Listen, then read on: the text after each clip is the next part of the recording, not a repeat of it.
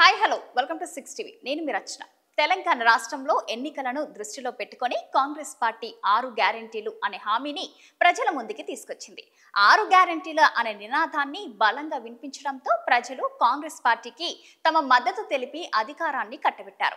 ఇక ఆ పార్టీ ఆది నాయకత్వం తెలంగాణ ముఖ్యమంత్రిగా రేవంత్ రెడ్డిని నియమించిన నాటి నుండి సీఎం రేవంత్ 6 గ్యారెంటీల అమలుతో పాటు ఇతర హామీల అమలు విషయం మీద కూడా ప్రత్యేక దృష్టి సారించారు. ఈ క్రమంలోని అధికారులను పరుగులు పెట్టిస్తూ హామీల అమలుకు సంబంధించి ప్రక్రియను సిద్ధం చేయించడం, అలాగే ప్రణాళికను, నియమ నిబంధనలను రూపొందిస్తున్నారు.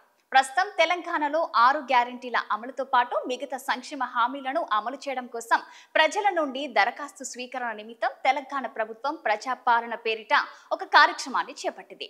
ఈ కార్యక్రమాన్ని అటు గ్రామాలతో పాటు ఇటు పట్టణాలలోని వార్డులో కూడా నిర్వహిస్తున్నారు.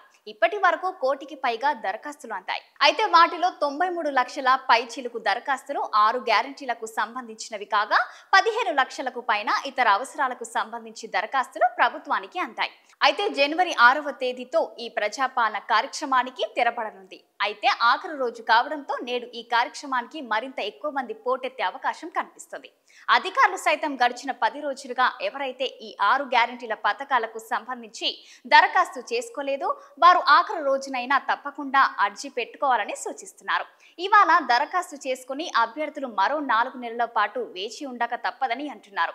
ఇక ఈ దరఖాస్తు స్వీకరణ ఏదైతే పూర్తయిందో దానికి సంబంధించిన డేటా ఎంట్రీ కూడా త్వరితగతిన పూర్తి చేయాలని, అందుకు సంబంధించి శిక్షణ కూడా సిబ్బందికి పూర్తయిందని తెలుస్తుంది.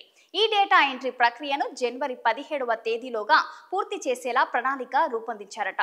ఈ డేటా ఎంట్రీ ప్రక్రియ పూర్తయిన వెనువెంటనే ఎంపిక చేయబడిన లబ్ధిదారులకు సంక్షేమ పథకాలను వర్తింపజేసే విషయంలో తెలంగాణ సర్కారు కీలక ఆదేశాలను ఇవ్వనుందని వినికిడి. అనివార్య కారణాల వల్ల ఈ దఫా ప్రజాపాలనలో పాల్గొని దరఖాస్తులు సమర్పించని వారికి సంక్షేమ పథకాలు అందవనే ఆందోళన కొందరిలో ఉంది. దానిపై కూడా రేవంత్ సర్కారు వివరణ ఇచ్చింది. ఎవరైనా ఈ దఫా దరఖాస్తు చేసుకోవడంలో విఫలమైతే మరో 4 నెలల తర్వాత ఏర్పాటు చేసే ప్రజాపాలన కార్యక్రమంలో పాల్గొని దరఖాస్తు చేసుకునే వీలుంటుందని చెప్తున్నారు. మరిన్ని లేటెస్ట్ అప్డేట్స్ కోసం చూస్తూనే ఉండండి 6 టీవీ.